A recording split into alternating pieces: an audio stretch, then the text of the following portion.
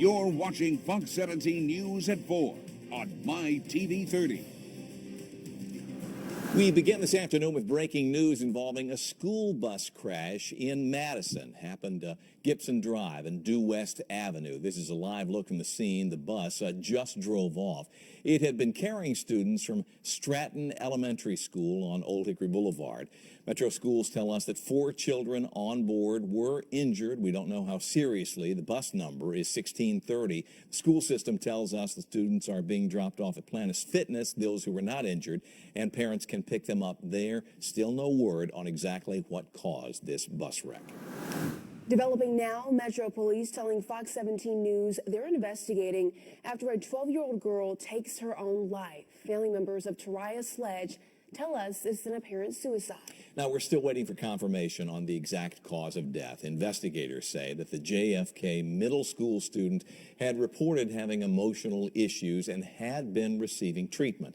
In a statement, Metro School Board member Fran Bush says, in part, the loss of a beautiful child like this is devastating to our community. She says she expects the district will be working with the school to fully examine the circumstances leading up to this young girl's death.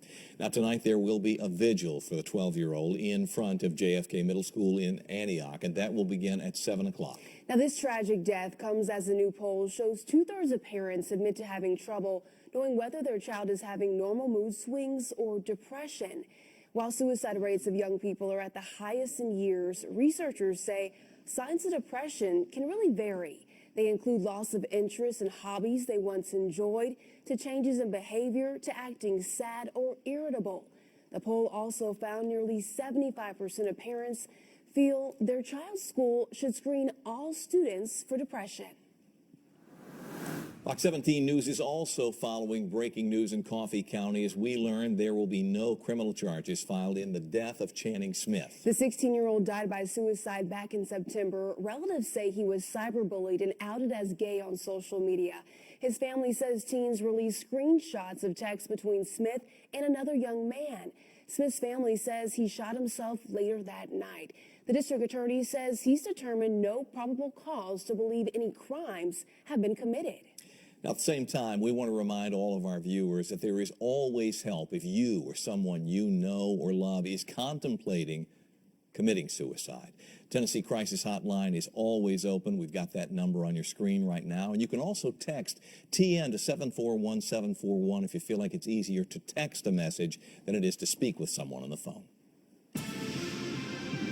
A Cheatham County deputy is laid to rest today. Law enforcement and loved ones of Deputy Stephen Reese gathered in Madison to say their final goodbyes. Deputy Reese was killed in a car crash last week on Highway 41 in Montgomery County.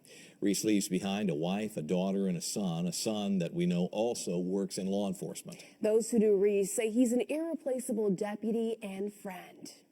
The reason I took comfort in whatever we were doing is because I looked at the guy who was driving the boat, and it was Steve. And I knew he was, wherever we were going, he was going to get us there safely and get us back where we needed to go. There is a memorial for anyone who would like to stop by and leave flowers, say a prayer, also notes of encouragement for Deputy Reese's family. That's located at the Cheatham County Courthouse on the square in Ashland City. And if you'd like, you can watch today's funeral service in its entirety at fox17.com, Nashville's #1 source for online news. Right now at Cheatham, a 4-year-old Hardin County boy is recovering at Vanderbilt University Medical Center after investigators say he was mauled by a family's dog. The boy's grandmother was reportedly watching the child in Olive Hill Friday. She told police he was playing outside with a dog while she was inside with the baby. After not hearing from him for a while, she reportedly discovered the motionless child lying underneath the dog. Despite serious injuries, the child is expected to survive. For the next few days, the family dog is being held for evaluation.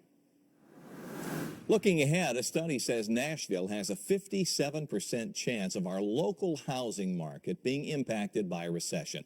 Fox 17 News' Rachel Teedy now to show us what this could mean for homeowners.